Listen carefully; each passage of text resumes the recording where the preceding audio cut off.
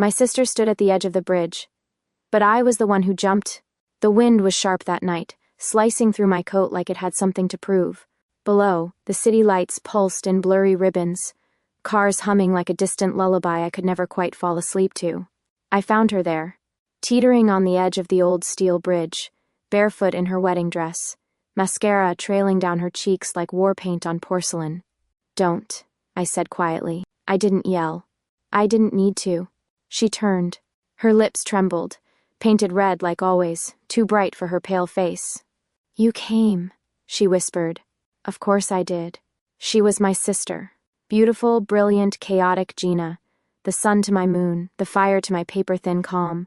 She laughed suddenly, high-pitched and broken. "Do you know what he said to me yesterday?" I stepped closer. "He told me I was a mistake."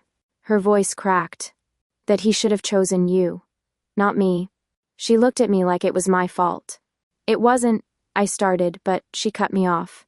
"I told him I'd die without him. And now I have to prove it, don't I?" She leaned a little further toward the drop. My heart stilled. Not from fear, from the familiar ache of watching her take everything, then threaten to throw it away. Gina had always burned too hot. I had spent my whole life in the shadow of her flames. She got the love, the drama, the attention. I got the aftermath, the cleanup, the quiet. I remember thinking, if I have one true skill in life, it's knowing when to disappear. So I did what I was best at. I stepped forward. I hugged her tightly, so tightly. I whispered, "You don't have to die." And then I let go. Of her, of the railing, of everything. And I jumped. The wind rushed past my ears like thunder. There was no fear, just silence, and a strange sense of peace. Like for once I'd finally made a choice that no one else could undo. Darkness swallowed me. And then I woke up, in her body. The scent of lilies hit me first. Too sweet, too thick. I gasped. Then came the weight, like I'd been buried under someone else's skin. A tight dress clung to me like armor, black lace over satin, elegant and expensive. I was lying on a velvet chaise in a room I didn't recognize, my body humming with 100 unfamiliar sensations.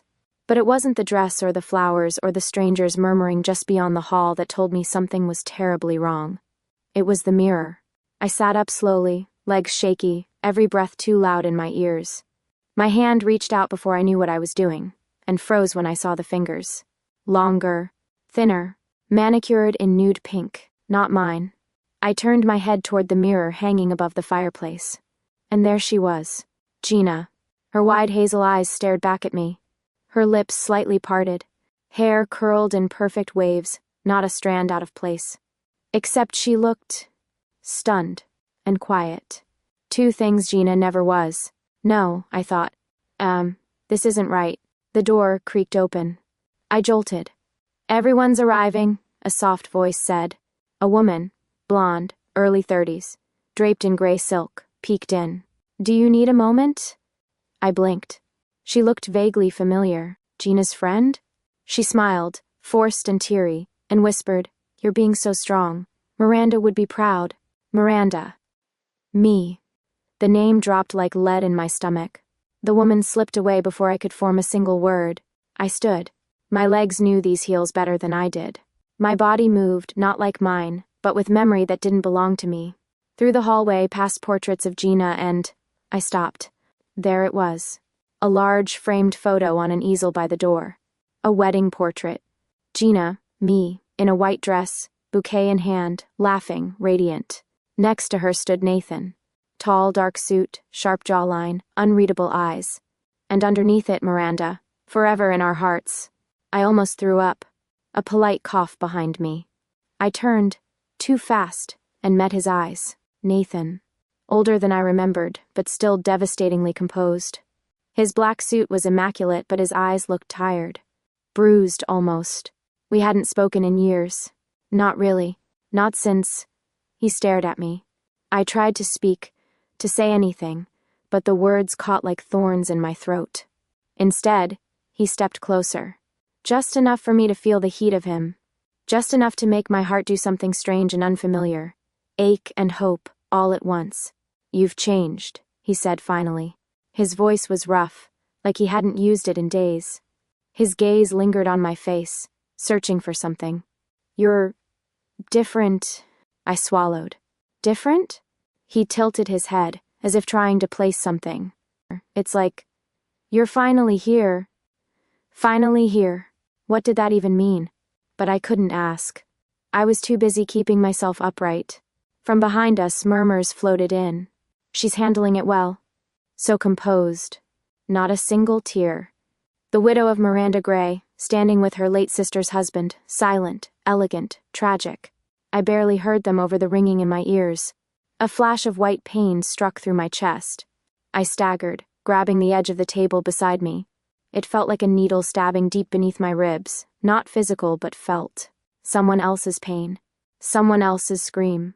A memory, not mine, bloomed behind my eyes. Gina. Falling. Crying. Rage. Nathan moved fast, steadying me with one arm. "You okay?" His hand rested on my waist. It felt wrong and familiar at the same time. I nodded automatically. "Just dizzy." He didn't let go right away. Just looked at me, searching again. "You're really here," he whispered again, softer this time. "For the first time. You're real." I didn't answer. Because how could I? How do you respond to a man mourning your death? While holding you in someone else's skin? The scent of burnt hair and expensive hairspray clung to the air like something artificial trying to pass for real. I sat in the white leather chair of Gina's favorite salon, legs crossed too tightly, a magazine balanced in my lap like a shield. The woman curling my hair kept chattering about highlights and humidity and how brave I was. I nodded at the right times, smiled when expected. Smile. "You're Gina now?" Every time I caught my reflection in the mirror, it jolted me. Her face stared back, flawless skin, soft angles, thick lashes. But the eyes weren't right. They were mine. And they didn't know how to look like hers. "Gina, babe." A bright voice sliced through the air like a blade. "You're glowing, Savannah." Of course. She breezed in, heels clicking, sunglasses perched unnecessarily high on her head. She looked like a walking Pinterest board of privilege and Pilates. I braced myself. She hugged me, the kind of hug that's all elbows and expensive perfume, then pulled back to examine me. "You're drinking water?" she asked, scandalized. "Where's your mimosa?" I smiled, tight. Didn't feel like drinking today. Her eyes narrowed slightly. "You? Turning down champagne? Are you possessed or just evolving?" Before I could respond, the stylist chuckled. "Maybe she's just finding herself again. A little tragedy brings out the real you, huh?" The mirror flickered. I swear it did. Just for a second. And in that second, I saw something behind me. A shadow. A blink of motion. My pulse thudded in my ears. Then nothing. I exhaled and stood. "I need some air." "Wait," Savannah said. "Phone already raised. Just one photo. You look stunning, like Phoenix from the ashes energy." She didn't wait for permission. Snap. Flash. My own face, her face, frozen on the screen, eyes hollow, lips painted in Gina's signature peach gloss. 1,000 likes waiting. 1,000 lies. Later that evening, I found myself seated at the long dining table in my parents' home, a place that had always made me feel like a guest in my own family. The chandelier flickered overhead. Crystal glasses clinked. My mother, in a silk blouse that probably cost more than my car, leaned in with a soft, performative smile. "You're different lately," she said, sipping wine. "Calmer. More. Graceful." My father nodded, cutting into his roast. "Yes. Not a single headline this week." I laughed weakly, unsure if it was a compliment or a jab. Savannah, seated beside me, chimed in. I told her. Total glow-up. Like, spiritual. "Widowhood suits her." I nearly choked on my soup. Their laughter bubbled up like champagne foam. All surface, no depth. And then I felt it. Again. Heat. Rising under my skin. Not mine. Anger. Sharp, hot, foreign. My fingers clenched the stem of my glass so tightly it cracked. They all turned. I forced a smile. "Butterfingers." Savannah raised a brow. "You hate butter." I said nothing. "Because how do you explain that the heat wasn't yours?" That somewhere, somehow, Gina was burning? Watching? Feeling everything I felt? And hating it? Back at the apartment, I sank into the velvet chaise, kicked off the heels and rubbed my temples. Gina's little dog, a fluff ball named Waffles, growled when I tried to pet him. Fitting. I stood and walked into her bedroom. Our bedroom? No, I couldn't. I turned toward the vanity. It was cluttered with lipsticks, perfumes, hairbrushes, all laid out like relics from someone else's shrine. Then I saw it. The mirror. The words, scrawled across the glass in Gina's unmistakable handwriting. Smile. You're Gina, written in fresh lipstick. The tube was still uncapped, lying on the counter. I stepped back slowly. My chest tightened. The air in the room grew colder. The reflection stared at me. Her lips smiled. But mine didn't. The sound of the knife hitting the cutting board echoed too loud in the quiet kitchen. Chop. Chop. Chop. Nathan leaned against the counter near the stove, sleeves rolled up, watching the pasta boil like it held the answers to something much bigger. This feels weirdly normal, he said. I raised an eyebrow. Cooking? He smirked. Cooking with you. My stomach fluttered. I turned back to the tomatoes. Chop. The apartment was quiet, except for the bubbling water and Waffles snoring somewhere in the next room. Outside, rain tapped gently on the windows. It felt too intimate, too real, like the world had shrunk to just this, two people in a kitchen they weren't sure how to share anymore. Flashback, it was the law library, third year. I had been hunched over a stack of case files when a shadow fell over the table. You know that scowl is permanent now, right? I didn't even look up. Go away, Nathan. He sat anyway. He always did. Grinning like someone who knew he was. Welcome even when I pretended he wasn't. You're going to sprain your brain. Take a break. I shot him a glare. Justice doesn't wait for breaks. He laughed, low, rich, familiar. You're not like the others, he said that night. We were walking through the campus, coffee cups in hand, leaves crunching beneath our shoes. You don't try to impress anyone. I shrugged. I don't think I'm the kind of girl people are impressed by. He stopped, looked right at me. That's the point. You're not for everyone. You're the rare kind someone finds, and never forgets. And just like that, I had fallen. Back in the present, I reached for the olive oil. My hand brushed his. I pulled back too quickly. Sorry. Nathan didn't move away. He looked at me, truly looked. And I could feel it. That same pause, that same weight, like he was trying to see something beneath the surface. You've changed, he said. Not for the first time. You're softer now. Lighter. Like you've dropped some kind of mask. I swallowed. People change after grief. He studied me for a second longer. No. This isn't grief. It's something else. Like you're finally being who you are. Because I am, I thought. Because I was never her. I stirred the sauce a little too vigorously. Dinner's almost ready. We ate at the small table near the window, the rain still whispering outside. He told me about work. I nodded in the right places. But the silence between his words felt charged. There was still something in the air. An unfinished sentence neither of us wanted to say first. As I cleaned up, he brought the wine. Only half a glass each. I was thinking, he said. Remember that night in law school? Yes, I said before he even finished. I remember. He smiled. You were so sure of yourself. You argued with the professor like you were already on the Supreme Court. You said I was impossible. And you said I had a God complex. We laughed. It felt real. He stepped closer. You know, for a long time I felt like I married a stranger. I froze. He kept going. She looked like someone I knew. But something was always missing. I kept waiting for her to come back. But now, his voice dipped. Now, you feel familiar again. My breath hitched. He reached up and brushed a strand of hair from my face. His fingers lingered near my cheek. My heart pounded. He leaned in. The air was thick with something electric. My lips parted. Whether to stop him or invite him, I didn't know. His eyes met mine. And for a second, I wondered if he knew. Not consciously, but somewhere deeper. In the parts of us that remember more than facts. Our faces were inches apart. Then, crack. The mirror in the living room trembled. I heard it. A high-pitched, brittle noise like ice underfoot. I turned my head sharply. The glass above the fireplace shimmered, as if something moved beneath it. Nathan noticed. "Did you hear that?" I forced a smile, heart racing. "Old pipes. Or ghosts." He chuckled, but his eyes lingered on me. The moment passed, but something had shifted again, in the mirror and between us. As he helped me dry the dishes, he whispered almost to himself, "You're really here, aren't you?" And this time, I didn't have the strength to lie. The headache started behind my eyes, dull and low, like a warning.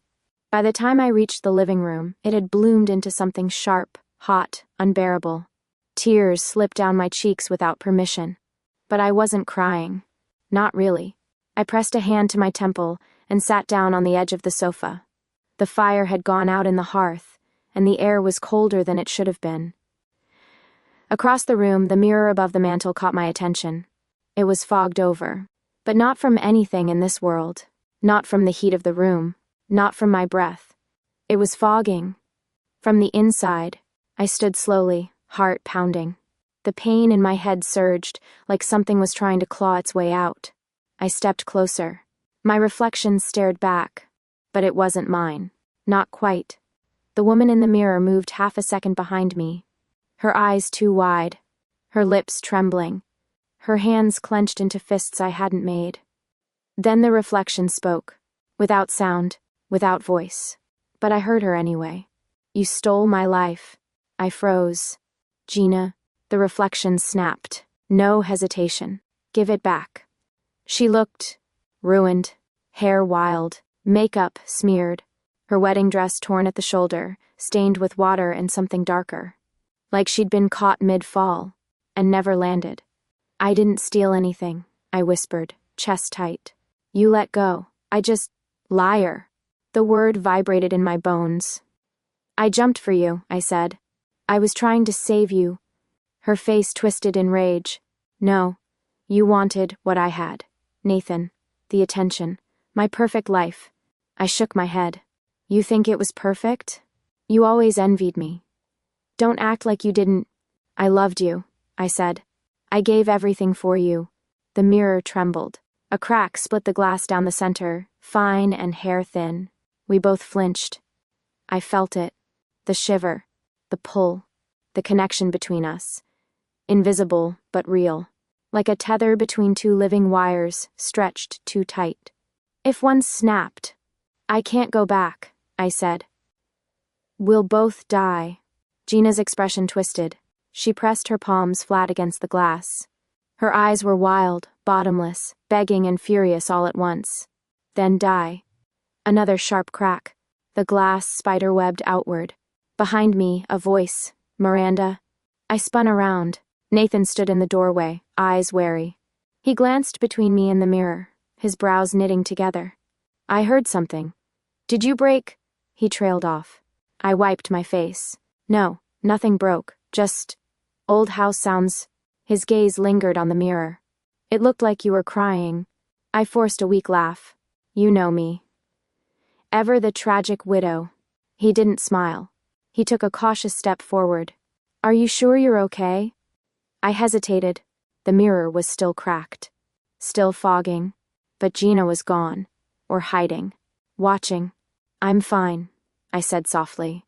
Nathan looked at me a moment longer, then nodded. "If you ever want to talk," he added. "I'm here." He turned and walked back toward the hallway. Only when he was out of sight did I turn to the mirror again. The crack was still there, but the surface had cleared. Now it only reflected me. Just me. But I didn't feel alone. I felt watched. The office still smelled the same. Old wood. Ink. Burnt coffee. And a faint trace of ambition clinging to the air like cologne. I stepped out of the elevator, heels clicking with a purpose I didn't entirely feel, and pulled my coat tighter around me. Reception blinked. Literally blinked at me. "Miss Gray?" the assistant said slowly. "We didn't expect you." "I'm not here to be expected," I said. "I'm here to work." She scrambled to her feet. "Of course. I'll let Mr. Davins know." I watched her disappear behind the frosted glass door. My heart thundered under my blouse. This place had once been mine. My first case. My first burnout. My first belief that law could fix people if wielded properly, like a scalpel instead of a sword. Then Gina had walked through these same doors, wearing my name. She used it to sign on documents, smile at fundraisers, sell her fashion brand under the gray legacy, all style, no substance. But now the name was mine again. And I wasn't here to look pretty. I was here to build. By lunch I had reviewed 3 contracts, corrected 2 clauses, and rewritten 1 employment agreement that would have gotten someone sued in 3 months. Tops. The whispers had started by hour 2. She reads legalese? Did she write that clause herself? I thought she hated paperwork. I kept my head down, and my pen steady. Let them whisper. Let them wonder. I was Gina now, but I was also Miranda, and maybe it was time they met. I was reviewing a licensing agreement when I heard it. The slow, deliberate click of designer shoes. A perfume that cost more than rent. Savannah. She leaned against the edge of my desk with the practiced casualness of someone who'd made a career out of passive aggression. Someone's got their power suit on today, she said, sipping iced coffee through a metal straw. Color me, surprised. Coffee's bad for your teeth, I replied without looking up. She smiled tightly. You've changed. You've said that already. She narrowed her eyes. No. Before you were pretending. Now you believe it. I met her gaze. What exactly are you trying to say, Savannah? She leaned in slightly, lowering her voice. People are starting to wonder. You don't talk the same. You don't move the same. And don't even get me started on that legal genius moment this morning. And what are you wondering? She straightened. Just curious. That's all. Watching. I'm not a show. She grinned. Aren't you? Everyone thinks you came back from death refined. Personally, I think it's something else entirely. And with that, she walked away. Later that day, he showed up. Archer. Tall. Expensive. Smug. He strolled into the office like he still owned a piece of it, or at least believed he should. Well, well, he said, stopping by my desk. Look who decided to stop playing housewife. I didn't look up. You're not on the calendar, Archer. He gave a low chuckle. You used to say my name differently. That wasn't me. He blinked. What? I finally looked at him. What do you want? He leaned closer. You're dangerous now, you know that? Not just pretty. That's new. I said nothing. He glanced around. You still have the documents I signed for that joint venture with you? Which you are you referring to? I asked. Because if you mean Gina, I believe she misplaced a lot more than paperwork. His smile faded for a split second. I slid a folder across the desk. You might want to read page 6. Clause 12 has teeth. He stared at me for a beat too long. What happened to you? I remembered who I am. He exhaled, amused. That's even more terrifying than I expected. And he left. I stayed late that night. Somewhere between the dusty archive room and the server, I found it.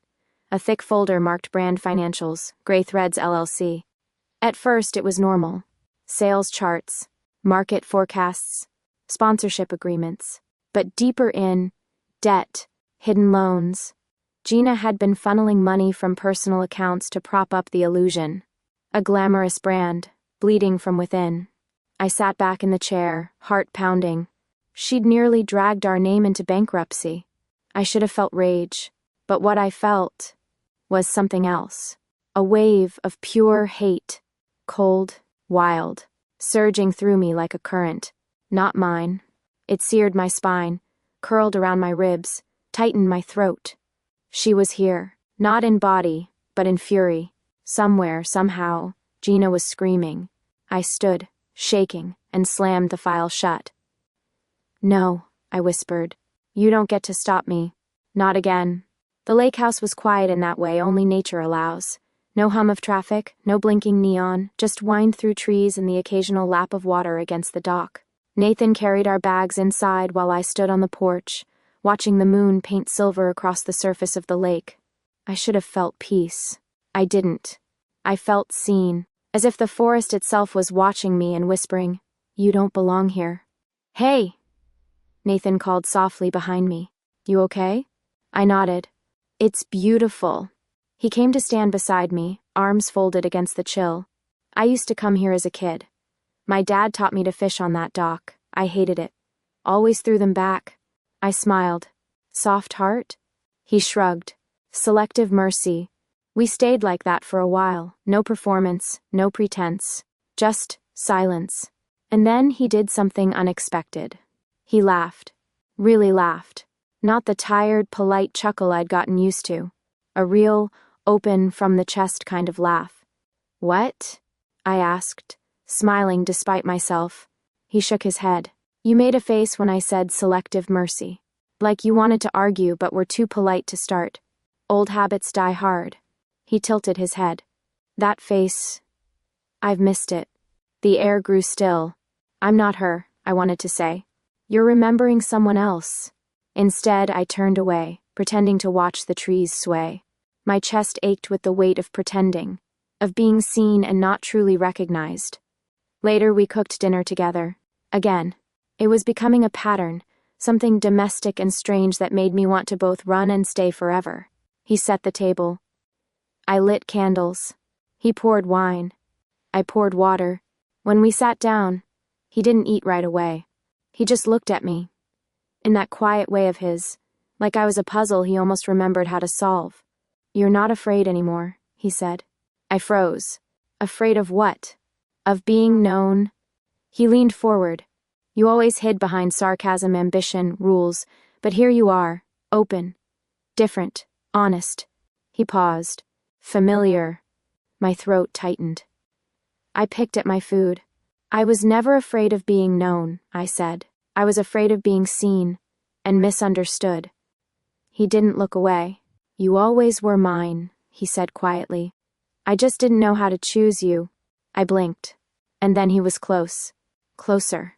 His hand cupped my cheek, thumb brushing just beneath my eye. "You're here now," he whispered. And then he kissed me. Soft at first. Gentle. Like a question. But then the question disappeared, and it became a memory. Like we'd done this 1,000 times before, but never allowed ourselves to feel it. I kissed him back. Not as Gina. Not pretending. Just me. Miranda. The moment deepened. Warmth bloomed in my chest, down my spine, into my fingers. And then... snap. A lamp behind us flickered. Buzzed. Then the bulb shattered. We jumped apart.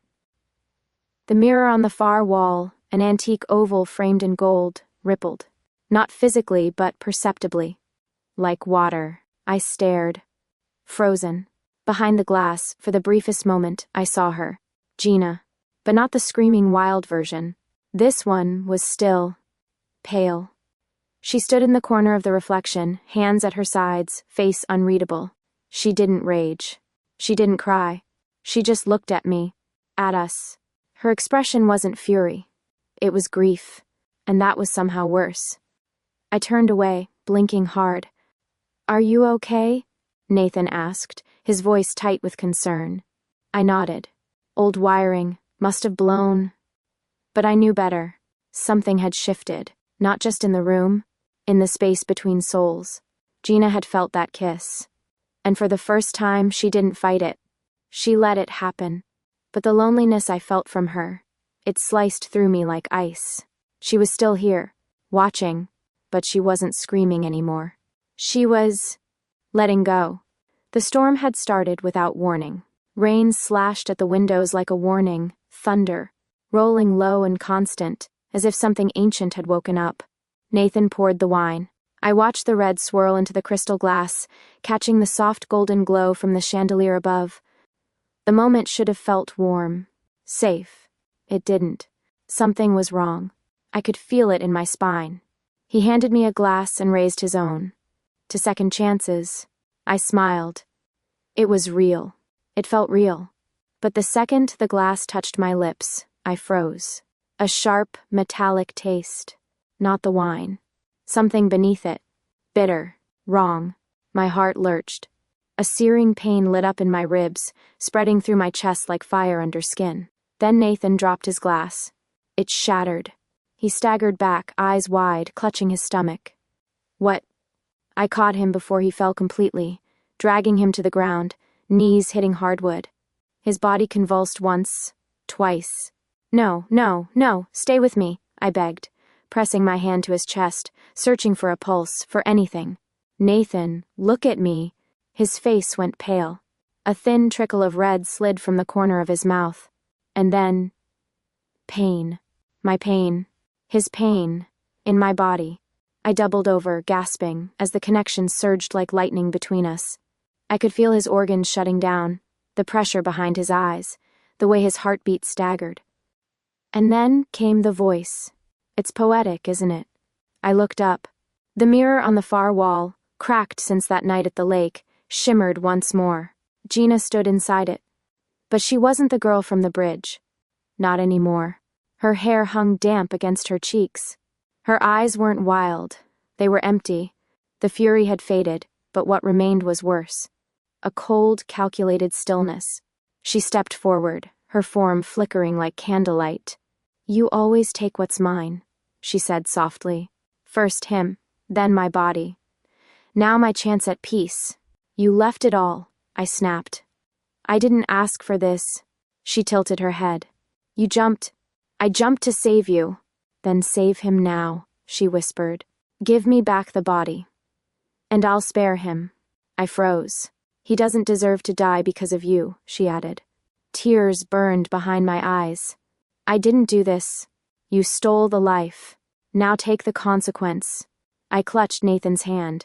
His pulse was faint, a whisper of a heartbeat. Fading. I looked at Gina, then down at him.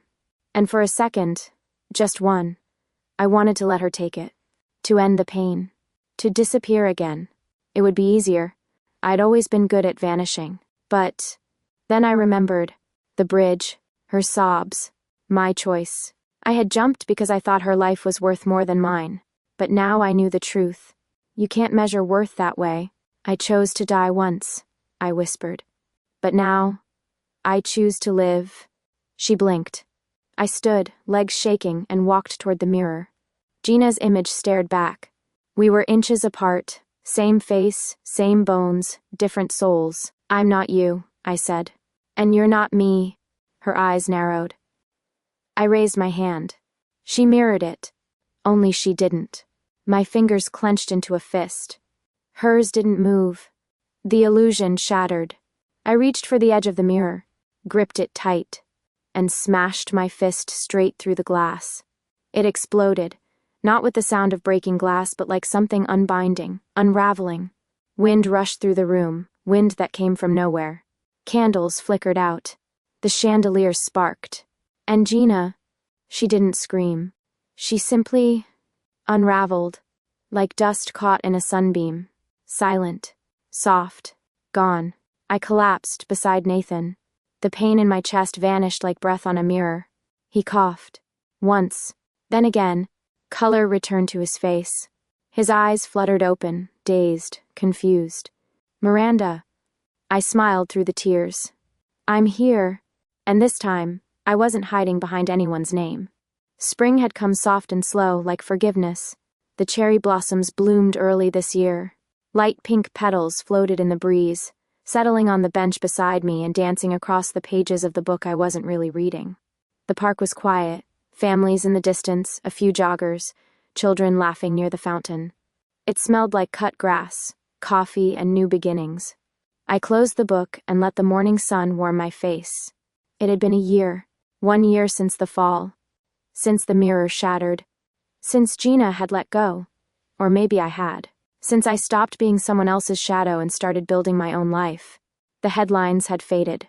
The whispers had died down. People still looked twice sometimes, but now they called me by the right name. Miranda Gray. No one argued with it anymore. Nathan joined me on the bench, handing me a paper cup. Black coffee. My kind. He didn't ask, didn't check. He just knew. I saw the article, he said, nodding toward the folder tucked under my arm. Your foundation's first retreat is already full? Waitlist, actually, I said, smiling. It turns out when you give women space to breathe, they show up. He brushed a petal off my shoulder. They don't just show up, they bloom. I laughed. Okay, now you're stealing my metaphor. He leaned back, one arm stretched along the bench behind me. Calm. Steady. No masks. No grief between us now. Just the shape of what we'd survived. I don't think I ever really saw you before, he said after a pause. Not like this. I looked at him. And now? He met my gaze without hesitation. Now I see you.